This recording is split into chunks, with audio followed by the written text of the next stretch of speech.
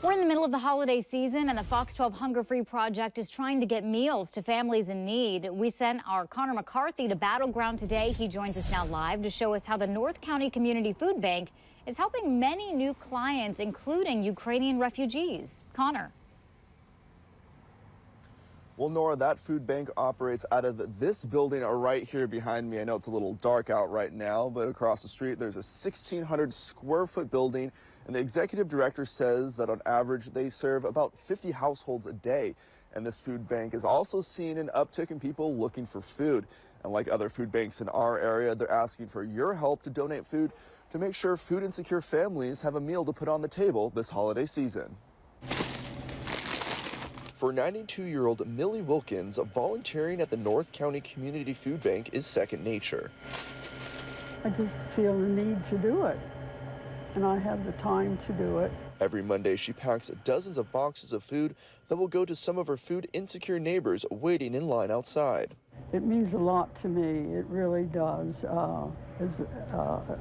That at my age, I can still be helpful, and that's what I want to do. According to Feeding America, around 640,000 people in Washington state are food insecure, and 1 in 8 children in the state face hunger.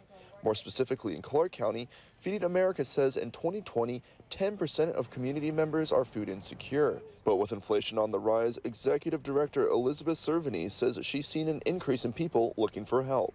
So with December and the colder weather, heat bills go up, and everything becomes more costly, trying to fit in some Christmas for everyone as well. It's not just current Clark County residents Elizabeth's food bank is helping out, but also refugees from the war in Ukraine. It breaks your heart to see those families and those children and the fear in their faces and the uncertainty. So our goal here, no matter the client, is always to try to put a smile on their face before they leave. Elizabeth says if you'd like to help, you can donate perishable and non-perishable food at their location in Battleground. You can also sign up to be a volunteer, and then you can help pack boxes of food with Millie. Everybody can spare some time, 4 hours, 1 day a week. It doesn't have to be all day, just what the time. Some people only here 2 hours, but that's 2 hours that they're helping.